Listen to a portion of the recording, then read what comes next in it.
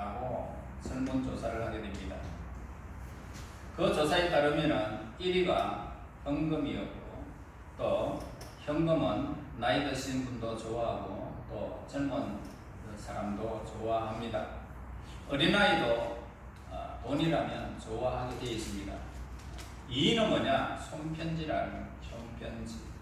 이에 어떤 분은 직접 쓴 편지에 현금을 이렇게 넣어서 드리면 더 좋다는 말도 한 사람들이 있습니다.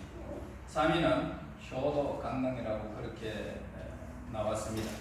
그동안 이 부모님들이 이렇게 자녀들에게 이렇게 쏟아부은 현금이 어느 정도일까라고 우리가 환산을 해보면 환산이 되지 않습니다. 아이들을 크면서 그 아이들에게 지급한 이렇게 돈은 우리가 환산할 수가 없습니다. 아마 다 기억할 수 없을 정도로 많은 액수가 되지 않겠나 그렇게 생각되어집니다. 그렇다면 반대로 자녀들이 부모에게 드린 돈은 얼마나 될까라고 생각해 봅니다. 10분의 1 아니죠. 100분의 1은 될까요? 그렇지도 않을 것입니다. 그것도 아니고 1000분의 1이 될까? 10,000분의 1이 될까? 그러니까 자식들이 부모에게 지급하는 돈은 그렇게 적다라는 액수입니다. 그런데도 그 자식은 그렇게 돈을 눈것만큼 주면서 당당하다는 것입니다. 여러분의 이 부모님들은 어떻게 생각할까라고 한번 생각해 보셨습니까? 그래서 다시 또 설문조사를 다시 이렇게 또 해가 지나고 또 설문조사를 실시했더니 역시 1위는 뭐냐? 현금이라는 겁니다. 2위부터 조금 변동이 있는데 2위는 여행, 또 어떤 사람은 안마기, 어떤 사람은 건강기능식품, 이렇게 뒤를 이었답니다. 부모와 자녀 관계는 하나님이 주신 축복이 넘치는 관계라는 것을 우리는 알 수가 있습니다. 하나님과 우리 관계의 축소판이 바로 부모와 자녀 간의 관계다라고 우리는 할 수가 있습니다. 부모를 거역하는 세대는 말세의 징조를 우리에게 말씀해 주고 있습니다. 그래서 오늘 이 성경 본문에 우리에게 다음과 같이 말씀을 하고 있습니다. 22절에 보면 너를 낳은 아비에게 청종하고 이 늙은 어미를 경히 여기지 말지니라. 자, 이런 충고를 하는 것을 보면은 예나 지금이나 부모의 말씀을 안 듣고 불순종하는 자녀들이 있었다라는 것을 우리는 잘 알 수 있습니다.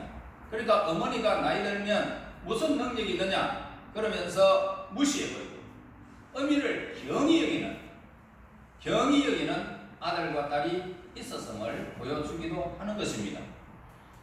아버지를 아버지로 대접하지 아니하고 어머니를 어머니로 대접하지 않는 것, 이것을 바로 경히 여긴다라는 것입니다.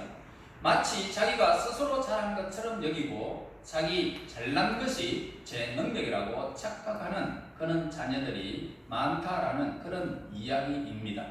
자, 성경은 뭡니까? 성경은 부모님께 불순종하는 모습이 악한 세대의 전형이다 라고 그렇게 말씀을 가르쳐 주고 있습니다. 사도 바울은 로마서 1장에서 하나님을 마음에 두기를 싫어하는 세대의 죄악성을 지적하면서 바로 그 부도덕한 죄악들 가운데 부모를 거역하는 죄가 있음을 강조하고 있습니다. 로마서 1장 28절에서 30절입니다. 또한 그들이 마음에 하나님 두기를 싫어하며 곧 모든 불의, 추악, 탐욕, 악의가 가득한 자요, 시기살인, 분쟁, 사기, 악독이 가득한 자요, 수군하는 자요, 비방하는 자요, 하나님께서 미워하시는 자요, 능욕하는 자요, 교만한 자요, 자랑하는 자요, 악을 도만한 자요, 그리고 부모를 거역하는 자요 라고 말씀을 맺고 있습니다. 그러니까 부모를 함부로 대하고 거역하는 자가 하나님을 마음에 두기를 싫어하는 자다라고 말씀을 하고 있습니다. 다시 말해서 악한 세대의 이 특징을 우리에게 말해주고 있다는 말입니다. 끔찍한 죄의 목록 가운데 부모를 거역하고 불순종하는 그런 죄를 대표적으로 기록하고 있습니다. 그래서 부모님의 이 사랑과 헌신이 우리를 존재했다라는 것입니다. 성경은 뭐라고 말합니까? 부모님의 소중함을 끊임없이 성경은 우리에게 가르쳐주고 있는 것입니다. 잠언 23장 25절에 보면은 네 부모를 즐겁게 하며 너를 낳은 어미를 기쁘게 하라 라고 하셨습니다. 자, 부모님을 즐겁게 하라 라는 것은 뭡니까? 하라, 명령입니다. 명령. 그러니까 그리고 더 강조하는 것은 뭐냐? 어머니를 기쁘게 하라는 것입니다. 어머니를 기쁘게 하라. 우리 어머니들이 얼마나 힘들게 결혼 생활을 하면서 자녀를 양육했느냐는 것입니다. 요즘 젊은 엄마들도 자녀를 키우는 것이 만만하지 않다라고 고백하는 사람들이 많습니다. 결혼 연령도 자꾸 늦어지고 있을 뿐만 아니라 아이 낳는 것을 주저하기도 하는 현재의 모습을 보게 됩니다. 왜 그런지 물어보면은 육아 비용과 보육시설의 부족과 그리고 아이를 돌봐줄 사람이 없다라고 하소연하는 것입니다. 게다가 육체적으로는 자녀를 키우는 것이 보통 일이 아니라는 것입니다. 자녀를 키우는 엄마들은 늘 피로감에 젖어 있고 우울감에 시달리곤 하는 것입니다. 그래서 이는 우리나라의 현실만이 아니라 온 세계 외국인들도 마찬가지라는 것입니다. 밤중에 아기가 울면 아빠들이 일어나는 법이 있습니까? 아빠는 굴굴 자고 엄마가 일어나서 아기를 안고 달래면서 젖을 주든지 아니면 우유를 주게 됩니다. 아이가 잠들 때까지 그 어머니는 잠을 잘 수가 없습니다. 아이가 보채면은 언제든지 다시 또 일어나야 되는 것입니다. 숙면을 자지 못하고 이제 아이를 키워 나가게 되어집니다. 24시간 연속 대기해야 하는 엄마들의 노고를 우리는 기억해야 할 것입니다. 또 아이를 낳고 기르면서 5년이 지나고 10년 이상의 사회적 삶의 단절을 경험하는 사람 엄마들도 얼마나 많은지 모릅니다. 육아를 끝내고 직장에 들어갈 수 있다 할지라도 그렇게 들어갈 수 있는 사람은 미지수입니다. 자녀들이 다 성장한 뒤에는 어떻게 자신의 인생을 열어가야 할지도 막막한 아이들은 다 떠나고 그리고 이제는 나이가 먹어서 모든 것을 내가 무엇인가를 하고자 하지만 할 수 없는 기력이 쇠한 그런 어머니들의 모습을 우리는 종종 발견하게 되었습니다. 여러분 예전에 우리 어머니들이 어떠하셨습니까? 자아 현실이라는 것을 제대로 한 적이 있느냐는 것입니다. 한 남자의 아내가 되어 아이를 낳고 그리고 키우면서 10년, 20년의 세월을 다 보낸 것입니다. 온갖 고생을 다 하면서 우리를 키우신 분이 바로 우리 어머니들이라는 것입니다.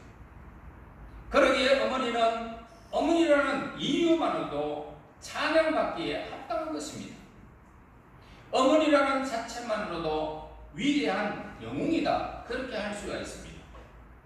그렇다면 우리가 어떻게 해야 부모님을 기쁘게 해드릴 수 있을까라는 이것입니다. 저는 지난 주일에 자녀를 통해서 기쁨을 많이 누렸다라고 말씀을 드렸습니다. 부모가 되는 것이 얼마나 소중한 것인지 저는 깨달았습니다. 그런데 이번 어버이 주일을 맞이하면서는 또 다른 생각을 하게 되어졌습니다. 내가 아들로서 어머니의 마음을 얼마나 기쁘게 해드렸는가 생각하니까 우리 어머니에게 너무 죄송한 마음이 들었습니다. 제가 장가 가서 그저 한 7년의 세월, 그 세월에 7년이라는 세월을 지난 다음에 우리 어머님이 돌아가셨습니다. 내가 장가 갈 때 옷을 좋은 이불을 우리 어머님이 해주셨는데 그 이불을 내가 덮지 아니하고 엄마를 덮어주었으면 얼마나 좋았을까라고 하는 생각도 한번 해보았습니다. 다시 살아있다면 내가 지금 어떻게 해야 우리 어머니를 기쁘게 해드렸을까라고 그렇게 한번 또 마음을 다짐해 보고 있습니다. 너무 죄송해요. 저는 결혼하기 전에 엄마는 당연히 나를 위해서 존재하는 분이다 라고 그렇게 생각을 했습니다. 어머니께 살갑게 다가가지를 못했다는 것입니다. 저는 어머니가 돌아가실 때에 손을 한번, 어머니의 손을 돌아가실 때에 비로소 한번 잡아봤습니다. 얼마나 부드럽고 아름다운 손인지 비로소 그때 손을 한번 잡아봤어요. 제 손을 잡고 눈물을 주르르 흘리시더니 숨이 쭉 자듯이 그냥 우리 어머님은 소천하는 모습을 제가 보았습니다. 왜 내가 좀 더 어머니에게 가까이 가지 못했을까? 좀 더 안아주지 못했을까? 왜 엄마를 한 번 더 안아서 내가 뽀뽀라도 한 번 줘야 되는데 라고 생각해 보기도 했습니다. 뒤늦게 엄마가 얼마나 힘들게 사셨을까? 일찍 남편을 여의고 청산가옥으로 우리 엄마는 얼마나 외롭게 사셨습니까? 제가 5살 때 아버지가 돌아가셨으니 어머니의 세월이 얼마나 안타까운지요. 제가 결혼해서 아이를 낳고 아버지가 된 후에 깨닫게 된 것은 우리 어머니가 참 불쌍한 분이시구나 라는 것이었습니다. 어머니를 기쁘게 해드린 적이 몇 번이나 있을까라고 돌이켜보면 죄송한 마음밖에는 없습니다. 아마 이 자리에 앉아 계신 여러분들도 저와 똑같은 마음이실 것입니다. 그때 부모님께 더 잘해드렸어야 했는데 라고 후회하시는 분들도 계실 것입니다. 이러한 우리의 마음을 대변하듯이 엄마가 보고 싶어서 절절하게 시를 쓴 시인이 있습니다. 정채봉 시인이 쓴 어머니의 휴가라는 그런 시입니다. 하늘나라에 가 계시는 엄마가 하루 휴가 모두 오신다면 아니 반나절 반시간도 안 된다면 단 5분만 그래 5분만 온데도 나는 원이 없겠다. 얼른 엄마 품속에 들어가 엄마와 눈 맞추고 젖가슴을 만지고 그리고 한 번이라도 엄마 하고 소리내어 불러보고 숨겨놓은 세상 사중 딱 한 가지 억울했던 그 일을 일러 바치고 엄마 품에서 엉엉 울겠네. 가장 큰 효도는 부모님과 함께 하는 것입니다. 여러분은 엄마가 다시 찾아오신다면 어떤 이야기를 하시겠습니까?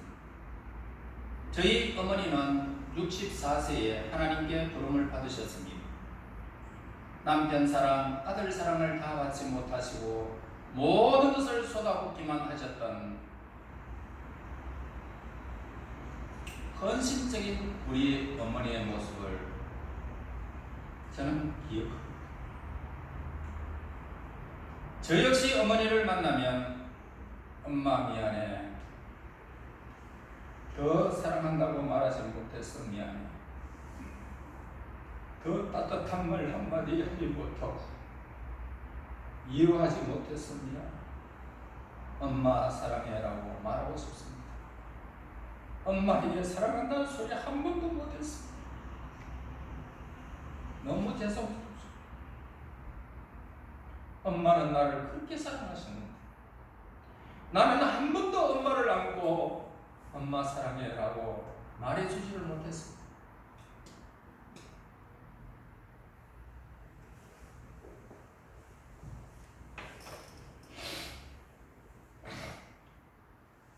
어머니 아버지가 살아계실 때에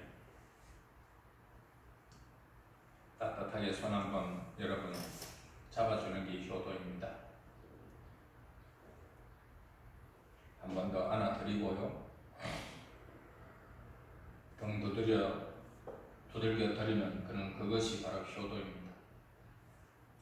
부모님을 마주하고 밥 한 그릇 먹으면서 그저 쳐다보는 것이 효도입니다.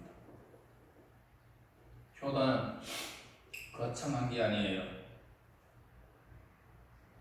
그저 그분 앞에, 그분 곁에 있어주는 것, 그것이 효도입니다.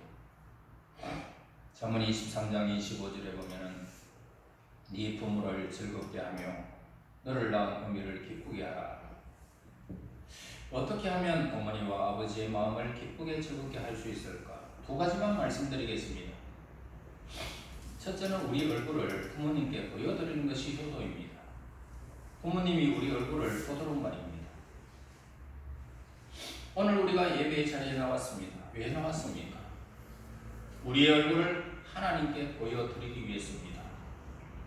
물론 집에서도 생활 속에서도 하나님을 만날 수 있습니다. 그러나 예배는 하나님께 얼굴을 보여드리는 것입니다. 이것이 믿음이고 이것이 하나님께 향하는 효도인 것입니다. 하나님이 나의 얼굴을 보시고 나를 좋아하시고 나를 보면서 기뻐하시는 것입니다. 얼굴만 봐도 부모님의 마음이 시원해지고 기쁨으로 가득 차지는 것입니다. 저는 여러분들의 얼굴을 보면서 그 얼굴이 얼마나 기쁘고 고마운 얼굴인지 주일마다 여러분들의 얼굴을 보면서 기뻐하고 있습니다. 저는 여러분들의 얼굴만 주일만이라도 보아도 즐겁고 행복하다 이 말입니다. 보이지 않으면 참으로 내 마음이 우울해. 왜 안 보였을까? 저는 여러분들을 얼굴을 보는 것만으로도 기쁘고 행복한 사람입니다. 자녀의 얼굴을 보기만 해도 너무너무 좋은 것이 부모의 입장입니다. 그래서 하나님도 시편 27편 8절에서 이렇게 말씀하셨습니다. 너희는 내 얼굴을 찾으라 하실 때에 내가 마음으로 주께 말하되 여호와여 내가 주의 얼굴을 찾으리라 하였나이다. 여러분, 우리가 하나님 앞에 나와 그분의 얼굴을 뵙고 하나님은 우리의 얼굴을 보시면서 좋아하는 것이 뭡니까? 예배라는 것입니다. 부모님도 우리의 얼굴을 보면서 기뻐하는 것입니다.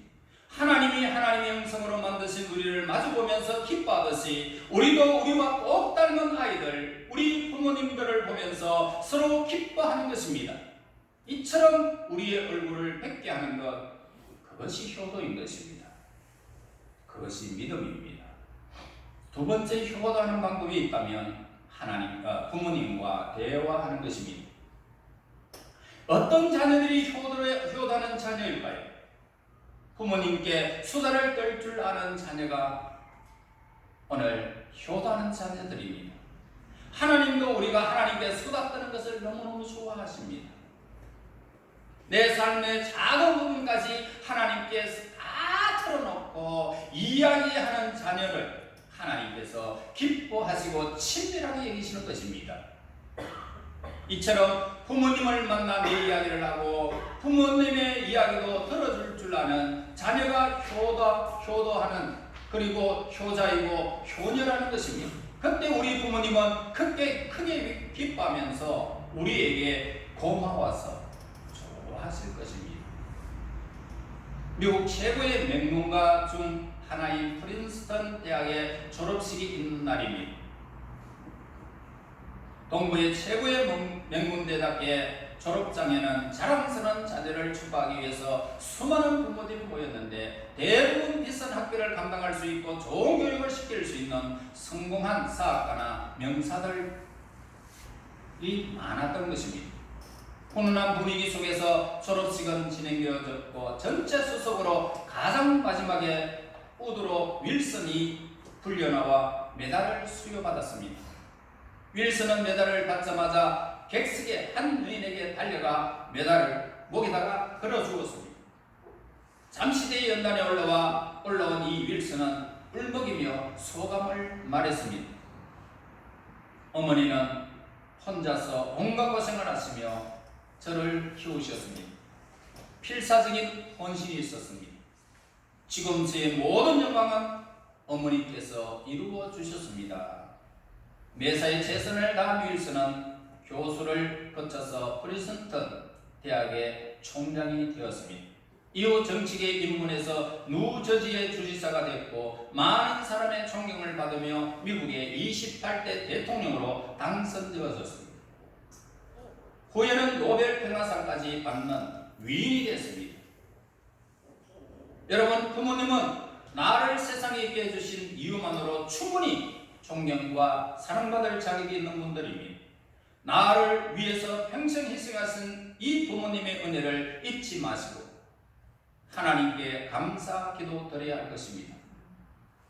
특별히 가족들과 함께 식사를 하면서 사랑과 기쁨을 나누시길 바랍니다. 부모님께 고마워요, 사랑해요 라는 고백도 여러분 잊지 말아야 할 것입니다.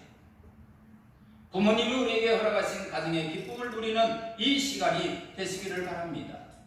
사랑과 감사와 그리고 기쁨이 충만한 가정이 되는 것, 그것이 우리 신앙의 기초이며 출발점입니다.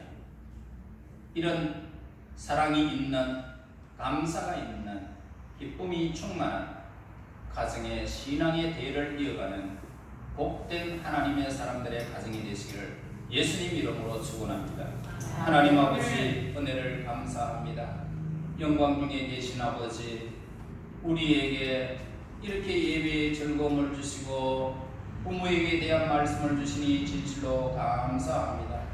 지금까지 이루지 못했던 그 모든 효도를 우리 부모님들께 행하게 하시고 우리 하나님께 얼굴과 얼굴을 마주보며 대화하며 하나님을 즐거워하는 예배의 영광을 우리에게 허락하여 주셔서 진실로 감사합니다.